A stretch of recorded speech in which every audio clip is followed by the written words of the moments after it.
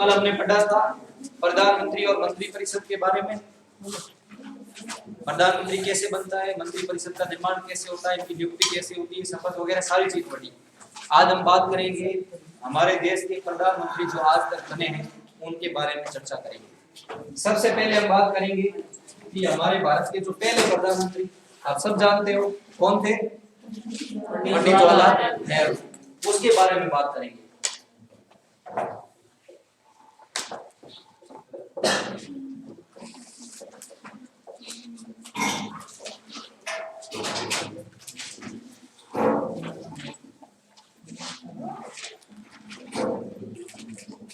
First prime minister of India Pandit Jawaharlal Nehru. अब ये जो पंडित जवाहरलाल नेहरू है ये कब बने थे और कब तक रहे थे, तो 1947 से लगा करके 1964 तक इनका कार्यकाल रहा था। 1947 से लगा करके 1964 हिंदुस्तान जिस दिन आजाद हुआ उस दिन ये प्रधानमंत्री बन गए 15 अगस्त से, और 1964 में इनकी मृत्यु हो गई पद पर रहते हुए। उसके बाद में कार्यवाहक प्रधानमंत्री बनाए जाते हैं गुलजारीलाल नंदा। तो आपको ये पता होना चाहिए कि भारत आजाद 1947 में हुआ। आजादी के साथ ही भारत का प्रधानमंत्री तय हो गया, और प्रधानमंत्री कौन तय हुआ? पंडित जवाहरलाल नेहरू। अब क्या हुआ, निर्वाचित प्रधानमंत्री कब बने उसकी अगर हम बात करें तो 1950 के अंदर भारत के अंदर चुनाव आयोग की स्थापना। चुनाव आयोग का गठन किया गया। कब किया गया? 1950 के अंदर। भारतीय चुनाव आयोग की स्थापना 1950 के अंदर हुई। इस चुनाव आयोग का काम क्या था कि देश के अंदर लोकतांत्रिक शासन स्थापित करना। उससे पहले आपको मैं बता दूं कि जब भारत आजाद हुआ था, आजादी के साथ भारत के दो टुकड़े हुए थे। लॉर्ड माउंटबेटन योजना है वो 3 जून 1947 को लाई गई थी, और उस योजना के तहत हिंदुस्तान को आजादी की खुशी भी थी और गम भी था, दोनों चीजें थी। क्यों थी? क्योंकि भारत जो पहले एक हुआ करता था उसके दो टुकड़े कर दिए अंग्रेजों ने। क्या किया? एक बना दिया पाकिस्तान, एक बना दिया भारत। और अब उस समय लगभग 562 जो रजवाड़े हुआ करते थे। रजवाड़ा का मतलब होता है जहां पर राजाओं का शासन हुआ करता था। तो वो रजवाड़े थे जहां पर ब्रिटिश शासन, ब्रिटिश अधिकार नहीं हुआ करता था, क्योंकि स्वतंत्रता से पूर्व 11 ऐसे प्रांत थे जहां पर ब्रिटिश हुकूमत चला करती थी, ब्रिटिश शासन चला करता था। अब आपको पता होना चाहिए कि 11 प्रांत कौन से। जब हमने संविधान सभा पढ़ा था उस समय मैंने आपको बताया था कि भारत के अंदर 11 प्रांत थे जहां से संविधान सभा के सदस्य आए थे। 4 चीफ कमिश्नर प्रदेश से जहां से संविधान सभा के निर्वाचित सदस्य आए थे, और 93 सदस्य कौन थे? देशी रियासतों से मनोनीत होकर आए थे। ये हमने बात की थी कि 292 सदस्य ब्रिटिश प्रांतों से निर्वाचित होकर आए थे, चुनकर आए थे। 4 सदस्य जो उस समय चीफ कमिश्नर प्रदेश हुआ करते थे, अजमेर मेरवाड़ा, बलूचिस्तान जो वर्तमान पाकिस्तान में जा चुका है, कुर्ग जो कि वर्तमान में कर्नाटक है, और एक दिल्ली, यहां से आए थे। तो टोटल 296 सदस्य निर्वाचित थे। पीछे 93 सदस्य बच गए, वो कौन थे? वो देशी रियासतों से मनोनीत होकर आए थे। तो उस समय 11 ब्रिटिश प्रांत थे जहां पर ब्रिटिश सरकार का अधिकार था। बाकी जो बच गए रियासतें, वो उसके ऊपर शासन कौन चलाया करता था? राजा। राजा का शासन होता था। तो 562 ऐसे रजवाड़े थे, उनके लिए क्या रणनीति बनी भाई? हिंदुस्तान और पाकिस्तान जो ब्रिटिश प्रांत थे उसको 2 भागों में बांट दिया कि 2 ब्रिटिश प्रांत थे, जिसमें एक तो पश्चिमोत्तर सीमांत प्रांत और एक सिंध प्रांत, इनको पाकिस्तान में डाल दिया। और एक जो बंगाल प्रांत था उसके 2 भाग कर दिए। एक भाग तो पश्चिमी बंगाल है हिंदुस्तान में रख दिया, और पूर्वी बंगाल था वो पाकिस्तान में दे दिया। ऐसी स्थिति में हिंदुस्तान का विभाजन हुआ। अब जो देशी रियासतें बची, इनके लिए क्या तय हुआ? इनके लिए तय हुआ कि ये चाहे तो भारत में मिल सकती है, चाहे तो पाकिस्तान में मिल सकती है, और चाहे तो स्वतंत्र रह सकती है। ये आजादी इनको दे दी गई कि जो देशी रियासत है उसका अधिकार उसके राजा के पास है। वो चाहे तो अपनी रियासत को भारत में मिला सकता है, चाहे तो वो पाकिस्तान में मिला सकता है, और चाहे तो स्वतंत्र राष्ट्र बना सकता है। ये समस्या आ गई। तो ऐसी स्थिति में देश के सामने आजादी के साथ ही 3 महत्वपूर्ण चुनौतियां सामने आई थी। एक थी पहली चुनौती कि देश की एकता व अखंडता बनाए रखना। देश को एक कैसे बनाया जाए, क्योंकि अंग्रेजों ने ये फैसला कर दिया कि हिंदुस्तान और पाकिस्तान 2 भाग। इसके अलावा रियासतें, बहुत सारी रियासतों के राजाओं ने कहा कि हम तो स्वतंत्र होंगे, ना भारत में मिलेंगे ना पाकिस्तान में मिलेंगे। जिसके आपने नाम सुने होंगे, हैदराबाद, जूनागढ़ और जम्मू कश्मीर के बारे में। इन राजाओं ने कहा कि हम तो ना तो भारत में मिलेंगे ना पाकिस्तान में मिलेंगे, फिर इनको कैसे मिलाया जाता है, वो सारी चीजें हिंदुस्तान के सामने। तो पहली चुनौती थी देश के अंदर क्या करना, देश को एक बनाना, क्योंकि ऐसी स्थिति में देश के कई टुकड़े हो सकते, छोटी छोटी रियासतें वो देश बनने को तैयार थी, अब उनको एक कैसे किया जाए, पहली चुनौती। दूसरी चुनौती देश के अंदर लोकतांत्रिक शासन स्थापित करना, यानी देश के अंदर कौन सा शासन, लोकतांत्रिक, जनता के शासन को स्थापित करना। और तीसरी चुनौती थी कि एक ऐसा विकास करना जिससे सभी जितने भी वर्ग है उनको फायदा हो सके। ये तीन महत्वपूर्ण चुनौतियां थी और किसी भी राष्ट्र के विभाजन के समय इन तीन चुनौतियों का सामना करना बहुत ही कठिन काम था, बहुत ही बड़ा मुश्किल भरा काम था। और उस समय हिंदुस्तान आजाद हुआ था, क्योंकि बहुत सारे देश आजाद हुए, आजाद होने के साथ उन्होंने लोकतंत्र का रास्ता नहीं अपना करके राजतंत्रात्मक शासन प्रणाली को अपनाया, क्योंकि उस समय ऐसी परिस्थितियां होती है कि लोकतंत्र स्थापित नहीं किया जा सकता है। और हिंदुस्तान के अंदर तो विशेष रूप से ऐसी परिस्थितियां थी, क्योंकि लोकतंत्र में क्या होता है, पक्ष विपक्ष, राजनीतिक दल क्या करते हैं, चुनाव मैदान में आते हैं। ऐसी स्थिति में जो जनता होती है वो दो भागों में बंट जाती है, कोई किसी पार्टी का समर्थन करती है, कोई किसी पार्टी का समर्थन करती है। और हिंदुस्तान में आपको पता होना चाहिए कि 1947 में विभाजन के साथ ही सांप्रदायिक दंगे फैल चुके थे हिंदू मुस्लिम के आधार पर। हिंदू मुस्लिम में वो आपस में लड़ने लग गए थे, उनकी लड़ाइयां शुरू हो गई थी। बहुत सारे लोग ऐसे थे जिन्होंने, जो भारत के थे वो पाकिस्तान गए और पाकिस्तान वाले थे वो भारत आए, और बहुत सारे लोग ऐसे थे उसमें जिसमें 80 लाख लोग ऐसे थे जो बेघर हो गए थे, जिन्होंने अपने घर बार सब कुछ छोड़ दिए थे और शरणार्थी शिविरों में कई सालों तक उन्होंने अपना जीवन बिताया था। और 5 से 10 लाख लोग ऐसे थे कि इस त्रासदी में उनकी मृत्यु हो गई। बहुत ही खतरनाक विभाजन हुआ था। तो ऐसी स्थितियां बन गई थी हिंदुस्तान के साथ, और उस समय लोकतंत्र स्थापित करना बहुत बड़ा कठिन काम था, लेकिन हिंदुस्तान के नेताओं ने करके दिखाया। 1950 में चुनाव आयोग की स्थापना और 1951 के अंदर भारत में पहली बार चुनाव करवाए जाते हैं। कब आम चुनाव होते हैं? 1951 में, दिसंबर 1951 में चुनाव करवाए जाते हैं। और 1952 में भारत में पहली निर्वाचित सरकार बनती है।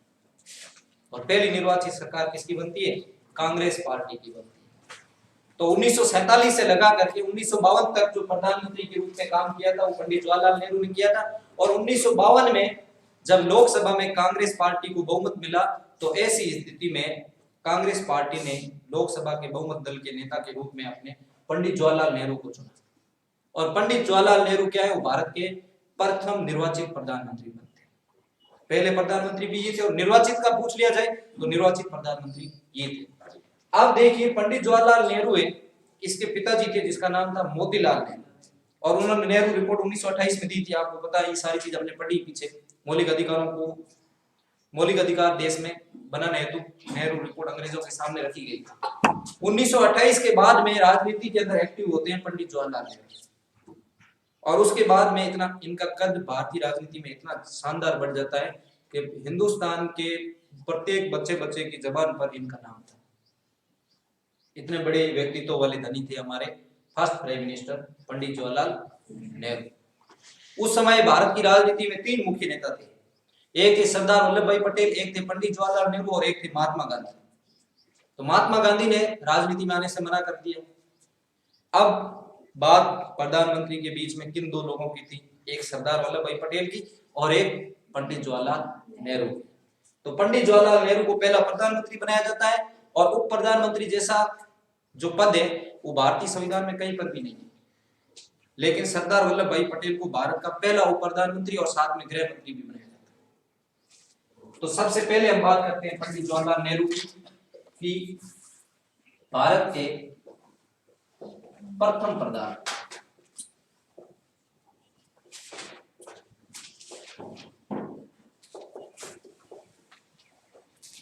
दूसरी बात, ये भारत के प्रथम प्रधानमंत्री हो गए, पहली बात। दूसरी बात क्या थी? इन्होंने बहुत सारे देश के अंदर ऐसे देश को एक करने तो बहुत सारे काम किए और देश की एकता के अंदर बहुत अच्छा काम किया था इन्होंने। और आपको पता होना चाहिए कि उस समय भारत और चाइना के बीच में जो बॉर्डर लगता था, उस समय इन्होंने चौकियां बनाई थी, और उन चौकियों को लेकर के, यानी भारत और चाइना की जो सीमा है उसका निर्धारण कैसे हो, कैसे पता लगा जाए कि ये भारत है ये चाइना है? तो इसलिए उन्होंने क्या किया, जैसे ये भारत और चाइना सीमा थी उसके ऊपर ऐसे चौकियां बना दी। इस चौकियों की वजह से चाइना ने क्या कर दिया, भारत के ऊपर आक्रमण कर दिया। तो 1962 में भारत चीन जब युद्ध हुआ था, युद्ध के समय ये भारत के क्या थे, प्रधानमंत्री। भारत चीन युद्ध के समय भी ये प्रधानमंत्री हुआ करते थे, पंडित जवाहरलाल नेहरू। अब इनकी मृत्यु कब होती है, 1964 में क्या हो जाती है, इनकी मृत्यु हो जाती है। 1964 के अंदर इनकी क्या हो जाती है, मृत्यु हो जाती है। और मृत्यु के बाद में आपको पता है कि प्रधानमंत्री का पद वापस, प्रधानमंत्री का चुनाव होता है, लोकसभा में जो भी बहुमत दल का नेता होता है उसको प्रधानमंत्री बनाया जाता है। तो ध्यान रखना 27 मई के दिन गुलजारी लाल नंदा थे, उनको कार्यवाहक प्रधानमंत्री बनाया गया। क्या बनाया गया, कार्यवाहक प्रधानमंत्री बनाया गया। और ये जून में फिर इनको हटा करके, कार्यवाहक प्रधानमंत्री का पद भारतीय संविधान में कहीं पर भी नहीं है, लेकिन फिर भी कुछ समय के लिए प्रधानमंत्री पद खाली नहीं रह सकता, इसके लिए उनको कार्यवाहक प्रधानमंत्री का दर्जा दिया गया। और गुलजारी लाल नंदा मई में बनते हैं और जून के अंदर वापस भारत के दूसरे प्रधानमंत्री बनते हैं, लाल बहादुर शास्त्री।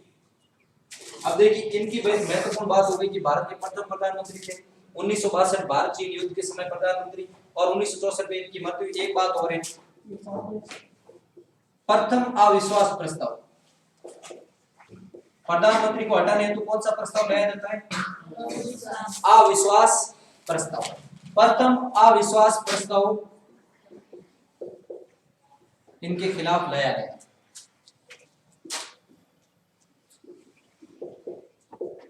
लेकिन ध्यान रखना ये अविश्वास प्रस्ताव है, ये पारित नहीं हुआ। अविश्वास प्रस्ताव से हटने वाला प्रधानमंत्री कौन है, तो विश्वेंद्र प्रताप सिंह, विश्वनाथ प्रताप सिंह भी कहा जाता है उसे। वो है भारत के ऐसे पहले प्रधानमंत्री थे जिनको अविश्वास प्रस्ताव से हटाया गया था। लेकिन अविश्वास प्रस्ताव किसके खिलाफ लाया गया, पहली बार तो पंडित जवाहरलाल नेहरू के खिलाफ लाया गया, लेकिन ये अविश्वास प्रस्ताव पारित नहीं हुआ। अब ध्यान रखना ये जो अविश्वास प्रस्ताव शब्द आया है, ये अविश्वास प्रस्ताव कहां लाया जाता है, किसके खिलाफ लाया जाता है, सरकार के खिलाफ। जो सत्ता पक्ष में मंत्री होते हैं या किसी मंत्री के खिलाफ लाया जा सकता है, या फिर प्रधानमंत्री के खिलाफ लाया जा सकता है। तो ये अविश्वास प्रस्ताव लाया कहां जाता है, किसके, लोकसभा में लाया जाता है, राज्यसभा में लाया जाता है, या संसद में, लोकसभा में। क्योंकि कल हमने पढ़ा था कि मंत्री परिषद किसके प्रति सामूहिक रूप से उत्तरदायी होती है, लोकसभा में। इसलिए अविश्वास प्रस्ताव कहां लाया जाएगा, लोकसभा में। और लोकसभा में अगर 2/3 बहुमत से पारित हो जाता है तो ऐसी स्थिति में वो प्रधानमंत्री पद से हटा हुआ माना जाएगा। अब ये प्रस्ताव लाया जाता है, लेकिन इस प्रस्ताव को पारित नहीं किया जाता है लोकसभा द्वारा, बहुमत से पारित नहीं होता, ऐसी स्थिति में अपने पद से नहीं हटते। तो क्वेश्चन कैसे बनेगा, इस चीज की तरफ हमें ध्यान देना है कि भारत के ऐसे कौन से पहले प्रधानमंत्री थे जिनके खिलाफ अविश्वास प्रस्ताव लाया गया था। तो वो भारत के पहले प्रधानमंत्री थे पंडित जवाहरलाल नेहरू, लेकिन ये प्रस्ताव पारित नहीं हुआ था। और क्वेश्चन ऐसे बन जाए कि भारत के ऐसे कौन से पहले प्रधानमंत्री थे जिनको अविश्वास प्रस्ताव से हटाया गया, तो नाम आएगा विश्वनाथ प्रताप सिंह। उनको पहली बार अविश्वास प्रस्ताव से हटा दिया गया, यानी वो अविश्वास प्रस्ताव पारित हो चुका था। ऐसी स्थिति में उनकी सरकार गिर गई। उसके बाद में पीवी नरसिम्हा राव की सरकार आती, विश्वनाथ के बाद पीवी नरसिम्हा राव है वो प्रधानमंत्री बनते हैं। तो ये बहुत ही महत्वपूर्ण बात है यहाँ किसकी, पंडित जवाहरलाल नेहरू। फिर यहाँ अपन कार्यवाहक प्रधानमंत्री के रूप में बात करेंगे गुलजारी लाल नंदा। ये भारत के कार्यवाहक प्रधानमंत्री होते हैं और 1964 में बनते हैं मई में, और जून में क्या होते हैं, ये पद से इनको हटा दिया जाता है। फिर क्या है कि कार्यवाहक प्रधानमंत्री की जगह सही मायने में जो निर्वाचित प्रधानमंत्री वो चुन जाता है। तो इनके लिए पहला क्वेश्चन क्या आ जाएगा, प्रथम कार्यवाहक प्रधानमंत्री, क्योंकि ज्यादा समय तक रहे नहीं इसलिए इन्होंने कोई काम किए नहीं। प्रथम कार्यवाहक प्रधानमंत्री के रूप में इनको जाना जाता है। उसके बाद में दूसरे प्रधानमंत्री भारत के बनते हैं जिसका नाम था लाल बहादुर शास्त्री।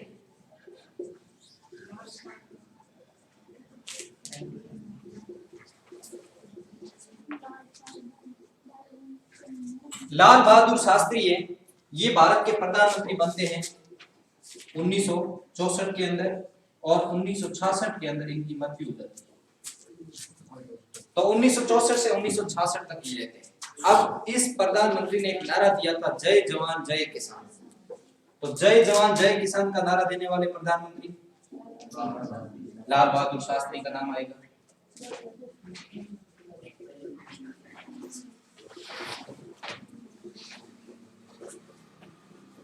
जय जवान जय किसान का नारा इन्होंने दिया था।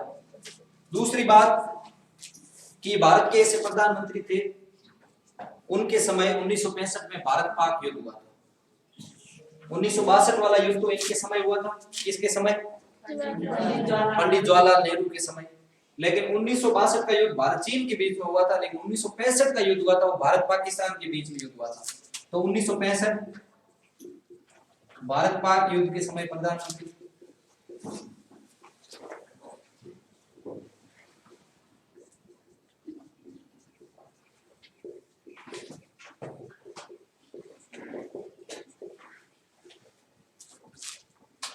तीसरी बात, ताशकंद समझौते में भाग लेने वाले भारत के प्रधानमंत्री। ताशकंद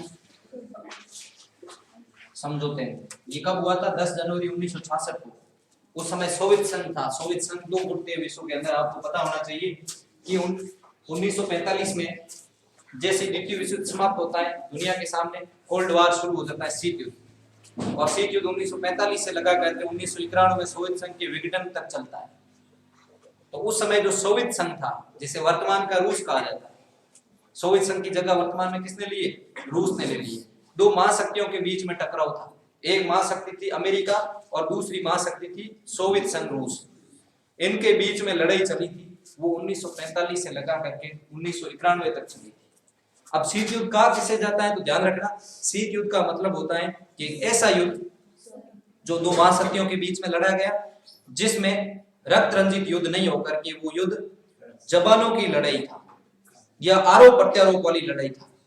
इसमें क्या हुआ? हथियार बहुत कम चले, लेकिन आरोप प्रत्यारोप लगे। अमेरिका ने किसके ऊपर आरोप लगाए?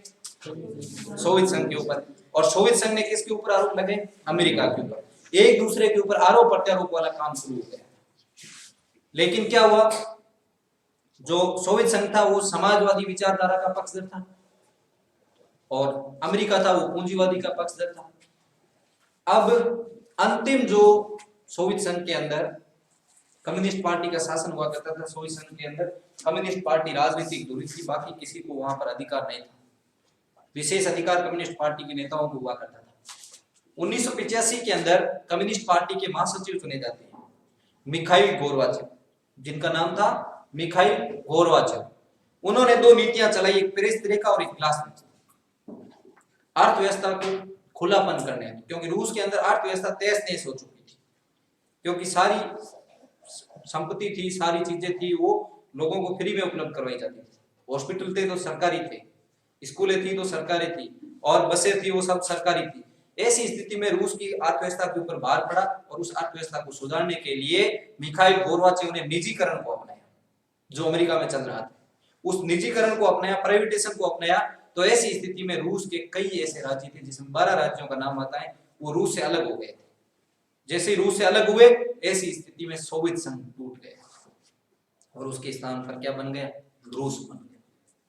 तो ये जो ताशकंद समझौता हुआ था, ये ताशकंद जगह उस समय सोवियत संघ में थी और वर्तमान में ये कहां है? अजरबैजान का नाम आपने सुना होगा, अजरबैजान देश है, वहां पर ये है, अजरबैजान की राजधानी है। तो ताशकंद समझौता 1966 में भाग लेने वाले प्रधानमंत्री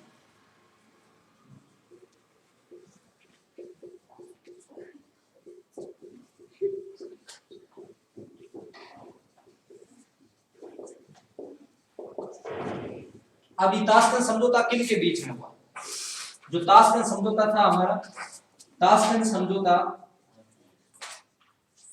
भारत व पाक के बीच में हुआ था युद्ध के बाद। भारत व पाकिस्तान के दोनों के बीच में हुआ था और 1966 में हुआ। भारत की तरफ से जो हमारे प्रधानमंत्री थे लाल बहादुर शास्त्री, उन्होंने भाग लिया। पाकिस्तान की तरफ से जो सेना के जनरल थे अयूब खान, उन्होंने भाग लिया। और रूस के राष्ट्रपति थे उस समय पुतिन, उन्होंने क्या किया, तीनों ने मिल करके रूस के राष्ट्रपति यानी सोवियत संघ के राष्ट्रपति ने इनके बीच में समझौता करवाया और जो जीती हुई जमीन थी, भारत ने पाकिस्तान से जो जमीन जीती थी उसको पाकिस्तान को वापस लौटा दिया। 10 जनवरी को समझौता होता है और 11 जनवरी को इनको हार्ट अटैक आ जाता है। हार्ट अटैक, अब अलग अलग धारणाएं कहा जाता है कि ये इन्होंने जो जमीन दी थी उसके खिलाफ इनको पछतावा हुआ है कि हमारे देश की सेना ने इतना बड़ा संघर्ष करके पाकिस्तान के आधे क्षेत्र को जीता है और वो वापस लौटा दिया। ऐसी स्थिति में इनकी मृत्यु हो गई। ये एक धारणा है, ये एक बताया जाता है ऐसा, जबकि वास्तविकता इसके बारे में अभी भी किसी को पता नहीं चल पाया कि इनकी मृत्यु कैसे हुई। तो विदेशी धरती पर बनने वाले भारत के पहले प्रधानमंत्री, विदेशी धरती पर, यानी भारत में नहीं मृत्यु हुई इनकी, विदेश की धरती में मृत्यु हुई, यानी सोवियत संघ में इनकी मृत्यु हुई।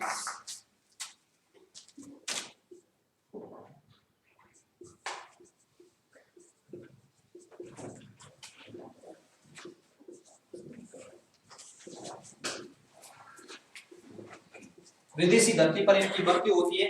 और एक बात और लिख लेना कि मरने के बाद इनको भारत रत्न दिया गया, मृत्यु के उपरांत इनके परिवार वालों को दिया गया। ऐसा नहीं कि मरने के बाद किसी को नहीं दिया जा सकता, दिया जा सकता। मृत्यु के बाद भारत रत्न भी इनको मिला था।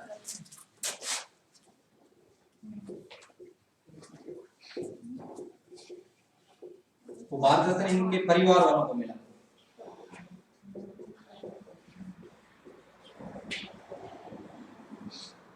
ये 1966 में मिला था, ध्यान रखना।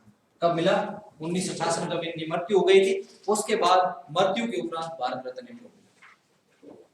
ये बहुत ही महत्वपूर्ण बातें थी किसकी? लाल बहादुर शास्त्री की। अब देखिए इन तीनों को वापस हम पढ़ते हैं। सबसे पहले प्रधानमंत्री पंडित जवाहरलाल नेहरू, जो कब बने? 15 अगस्त 1947 को। और 1947 से कब रहते हैं? 1964 में इनकी मृत्यु हो जाती है। 1964 तक ही रहते हैं। तो भारत के क्या हो गए पहले प्रधानमंत्री? भारत चीन युद्ध के समय प्रधानमंत्री कौन थे? तो पंडित जवाहरलाल नेहरू। इनकी मृत्यु कब हुई? 1964 में। और ऐसा कौन सा प्रधानमंत्री है जिनके खिलाफ अविश्वास प्रस्ताव लाया गया था पहली बार? तो वो थे पंडित जवाहरलाल नेहरू। उसके बाद में गुलजारी लाल नंदा, भारत के प्रथम कार्यकारी प्रधानमंत्री कौन थे? गुलजारी लाल नंदा। और उसके बाद में हम बात करें कि लाल बहादुर शास्त्री 1964 में बनते और 1966 तक रहते हैं। दूसरे भारत के निर्वाचित प्रधानमंत्री कौन थे? तो लाल बहादुर शास्त्री। जय जवान जय किसान का नारा भारत के किस प्रधानमंत्री ने दिया था? लाल बहादुर शास्त्री ने। भारत पाकिस्तान युद्ध के समय प्रधानमंत्री कौन थे? लाल बहादुर शास्त्री। भारत पाकिस्तान युद्ध कब हुआ? 1965 के अंदर। ताशकंद समझौते के समय भाग लेने वाले भारत के प्रधानमंत्री कौन थे? लाल बहादुर शास्त्री। ताशकंद समझौता कब हुआ? 10 जनवरी 1966 को। कहां पर हुआ था? सोवियत संघ में। कहां पर? सोवियत संघ में। इसमें भारत की तरफ से किसने भाग लिया था? लाल बहादुर शास्त्री। और पाकिस्तान की तरफ से किसने भाग लिया था? अयूब खान। ठीक है। और विदेशी धरती पर मृत्यु हुई थी एकमात्र भारत के प्रधानमंत्री थे जिसका नाम क्या था? लाल बहादुर शास्त्री। तो ये महत्वपूर्ण बातें, जल्दी से इसको नोट डाउन कीजिए।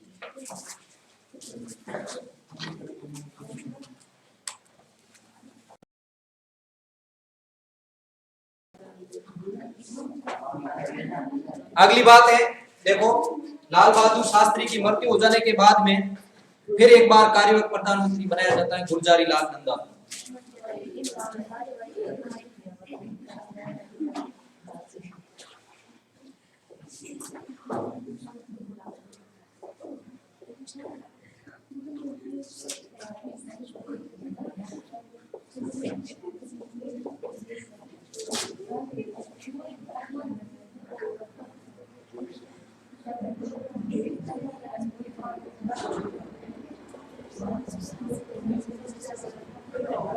उसके बाद में भारत के तीसरे प्रधानमंत्री बनती है इंदिरा गांधी। भारत की पहली महिला प्रधानमंत्री कह सकते हैं उसे, जो कि श्रीमती इंदिरा गांधी।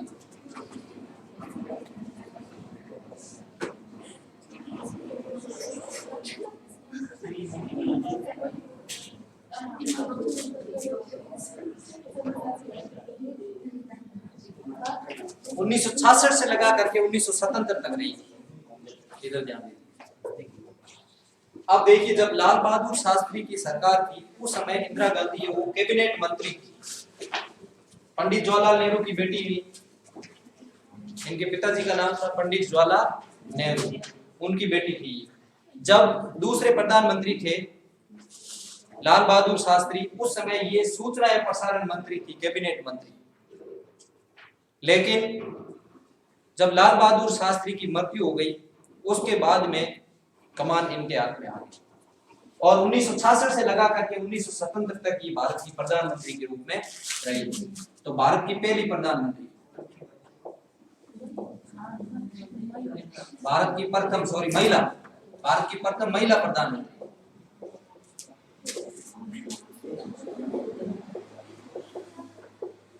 भारत की प्रथम महिला प्रधानमंत्री, इससे पहले कोई महिला नहीं बनी थी।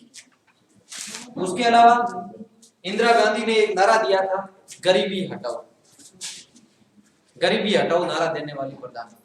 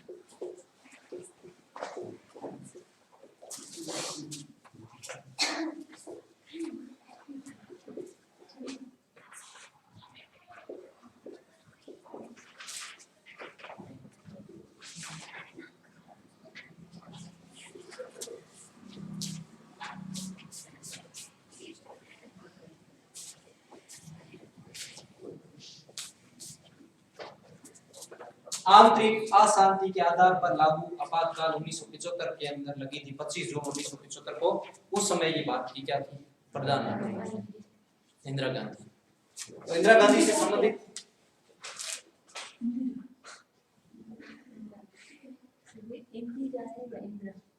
इंदिरा इंदिरा नहीं होती, इंदिरा गांधी, हाँ इंदिरा गांधी। अब देखिए, भारत की प्रथम महिला प्रधानमंत्री थी ये। दूसरी बार गरीबी हटाओ का नारा इन्होंने दिया था। तीसरी बार कि भारत पाकिस्तान के समय युद्ध हुआ था 1971 के समय, उस समय ये प्रधानमंत्री थी। आंतरिक अशांति के आधार पर लागू आपातकाल 1975 के समय प्रधानमंत्री थी। इसके अलावा शिमला समझौते में शामिल भारत की प्रधानमंत्री।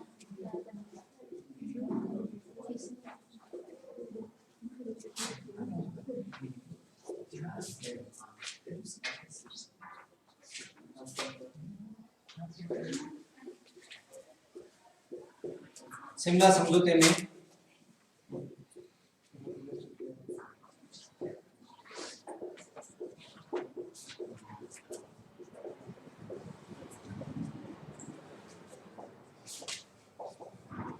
शामिल होने वाली भारत की प्रधानमंत्री। अब ये शिमला समझौता क्या था, तो इस बात को समझिए, क्योंकि 1971 में भारत और पाकिस्तान के बीच में युद्ध होता है। उसके बाद में हिमाचल प्रदेश की राजधानी शिमला के अंदर एक समझौता होता है, भारत की प्रधानमंत्री और पाकिस्तान की प्रधानमंत्री। भारत की प्रधानमंत्री थी उस समय इंदिरा गांधी और पाकिस्तान की प्रधानमंत्री थी बेनजीर अली भुट्टो। उनके बीच में ये समझौता होता है और उस समझौते के तहत पाकिस्तान के जितने सैनिक है उनको भारत ने कब्जे में किया। 90,000 सैनिक थे जिनको भारत, उन्होंने आत्मसमर्पण कर लिया था भारत के सामने, और जो जीती हुई जमीन थी उसको वापस लौटा दिया। ये समझौते के तहत जो समझौता था, शिमला समझौता।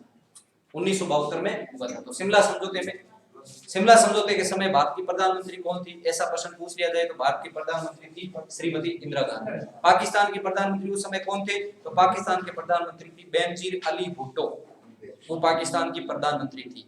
ठीक है। ताशकंद समझौते के समय भारत के प्रधानमंत्री कौन थे, लाल बहादुर शास्त्री। पाकिस्तान की तरफ से प्रधानमंत्री था नहीं, सेना का शासन था उस समय, और उस समय जनरल थे अयूब खान, उन्होंने भाग लिया। ठीक है। तो सबसे पहले भारत की पहली महिला प्रधानमंत्री अगर पूछ लिया जाए कि भारत की पहली महिला प्रधानमंत्री कौन बनी थी, तो श्रीमती इंदिरा गांधी। गरीबी हटाओ का नारा देने वाली भारत की प्रधानमंत्री कौन थी, तो गरीबी हटाओ का नारा देने वाली भारत की प्रधानमंत्री श्रीमती इंदिरा गांधी था। भारत पाक युद्ध हुआ था 1971 को, उस युद्ध के समय भारत की प्रधानमंत्री कौन थे, तो भारत की प्रधानमंत्री श्रीमती इंदिरा गांधी थी।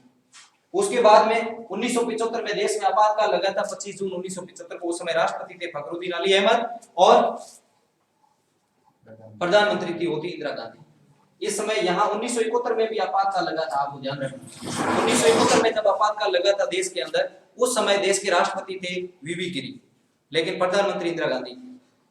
वापस शिमला समझौते 1972 में शामिल होने वाली प्रधानमंत्री। अब एक और प्रश्न बन जाता है, 2 बार राष्ट्रीय आपातकाल के समय भारत की प्रधानमंत्री एक ही रही थी, वो रही थी इंदिरा गांधी। एक 1971 के समय और एक 1975 के समय, जबकि राष्ट्रपति अलग अलग हो गए थे। राष्ट्रपति एक तो थे वरा वेंकट गिरी, वीवी गिरी, और एक फिर 1975 वाले में कौन आ गए थे, फखरुद्दीन अली अहमद। लेकिन 1971 प्रधानमंत्री इंदिरा गांधी थी और 1975 में भी प्रधानमंत्री इंदिरा गांधी थी।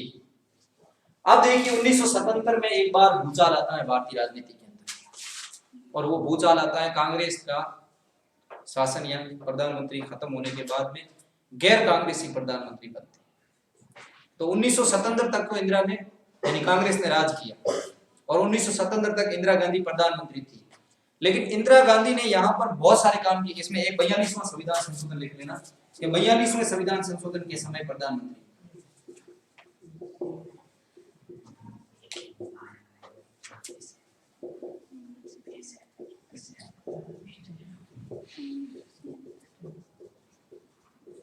ये 42वां संविधान संशोधन हुआ था, ये हुआ था 1976, ध्यान रखना। अब इस संविधान संशोधन के तहत इंदिरा गांधी ने बहुत सारी चीजों को बदल दिया था। संविधान के अंदर इन्होंने क्या किया था, बदलने का काम किया था, संविधान में अतिक्रमण करने का काम कर दिया। सबसे विवादास्पद संविधान संशोधन है भारतीय संविधान का, वो है 42वां संविधान संशोधन 1976। और वो संविधान संशोधन किसके शासनकाल में हुआ था, इंदिरा गांधी के शासनकाल में। अब क्या हुआ कि इंदिरा गांधी ने जिस तरीके से काम करना शुरू किया, और कांग्रेस पार्टी के अंदर जो बुजुर्ग नेता थे उनसे कोई सलाह नहीं लेते थे, ये अपनी मनमर्जी से जो मन में आया वो कर देते थे। ऐसी स्थिति में कांग्रेस पार्टी के कई बुजुर्ग नेता थे, उनकी कोई अहमियत नहीं रही, तो उन्होंने क्या किया, पार्टी छोड़ना शुरू कर दिया और इंदिरा गांधी के खिलाफ हो गए थे। अब जब इंदिरा गांधी के खिलाफ हो गए थे, तो ऐसी स्थिति में इंदिरा गांधी ने क्या किया, देश के अंदर बहुत सारी चीजों को बदलना काम शुरू कर दिया था। और 1976 में आपको पता होना चाहिए कि इंदिरा गांधी ने भारत में पहली बार राष्ट्रीय जनसंख्या नीति है वो पहली बार लागू हुई थी भारत में, जनसंख्या नियंत्रण नीति। उसमें क्या किया था, पुरुषों की नसबंदी कार्यक्रम चलाया था, पुरुषों को पकड़ पकड़ करके नसबंदी करने का काम शुरू करवा दिया था। इंदिरा गांधी ने कलेक्टर को आदेश दे दिया था हर गांव के अंदर कम से कम 200 व्यक्तियों की नसबंदी होनी चाहिए। ऐसी स्थिति में भारत के जगह जगह से इंदिरा गांधी के खिलाफ आवाज उठ रही थी, और ये आवाज ये उठ रही, इंदिरा हटाओ के नारे लगे थे देश के अंदर, इंदिरा हटाओ। उसके बाद इंदिरा लाओ के भी नारे लगे, पहले हटाओ के नारे लगे, फिर लाओ के नारे लगे, उसकी भी बात करूंगा। पहले नारे क्या लगे, इंदिरा हटाओ। उसके बाद में शासन कोई संभाल नहीं पा रहा था, सरकारें आ रही गिर रही, आ रही गिर रही, क्यों, गठबंधन शुरू हो गया, सरकार को सही ढंग से चला नहीं पा रहे थे बाकी प्रधानमंत्री। तो उस समय जनता ने इंदिरा लाओ के भी नारे लगे, पहले जनता ने नारे लगे इंदिरा हटाओ के, तो इंदिरा हटाओ के नारे लगाए थे इनके खिलाफ। पहली बार राष्ट्रीय जनसंख्या नीति नियंत्रण नीति लाई गई। उस समय प्रधानमंत्री कौन थी, भारत की पहली जनसंख्या नियंत्रण नीति। ये कब आई थी, 1976 के अंदर आई थी, के समय प्रधानमंत्री। इनके शासनकाल में ये जनसंख्या नीति लाई थी 1976 के समय प्रधानमंत्री। क्योंकि इंदिरा गांधी ने क्या किया था, गरीबी हटाओ का नारा दिया था। और गरीबी कैसे हट सकती है, जब लोग कम होंगे तभी हटाई जा सकती है। इतने सारे लोग होंगे तो गरीबी नहीं हटाई जा सकती। ऐसी स्थिति में इन्होंने क्या किया, देश के सामने पहली जनसंख्या नीति, जनसंख्या को नियंत्रित करने हेतु नीति लागू कर दी कि अब जो है उस जनसंख्या के ऊपर कंट्रोल करना पड़ेगा, अन्यथा गरीबी नहीं हटाई जा सकती। क्योंकि हिंदुस्तान में बहुत ज्यादा गरीबी थी, क्योंकि इससे पहले अंग्रेजों का शासन हुआ करता था और हिंदुस्तान के पास इतने संसाधन नहीं थे कि इतने सालों में वो गरीबी हटा सके। इंदिरा गांधी ने ये काम शुरू किया पहली बार कि गरीबी को दूर कैसे किया जाए। तो इस हेतु उन्होंने क्या किया, पहली जनसंख्या नीति लाई। जनसंख्या नियंत्रण होगा तभी गरीबी हट सकती। और उस समय उन्होंने पुरुष नसबंदी कार्यक्रम चलाया था। ध्यान रखना, भारत में पुरुष नसबंदी कार्यक्रम के समय प्रधानमंत्री कौन थी, तो श्रीमती इंदिरा गांधी। तो इंदिरा गांधी ने सब खतरनाक काम ही किए, संविधान में बदलाव करना हो या कुछ भी करना हो, जो अपने मन में आया वो कर देती थी। और क्या हुआ फिर उसके बाद में क्या हुआ, जब इंदिरा हटाओ के नारे लगे 1977 में, बहुत सारे लोगों ने क्या किया, देश की जनता ने नारे लगे इंदिरा हटाओ। उसके बाद में जनता दल की सरकार बनती 1977 में। उससे पहले आप इस चीज को नोट डाउन कर लीजिए, अगली बात करेंगे।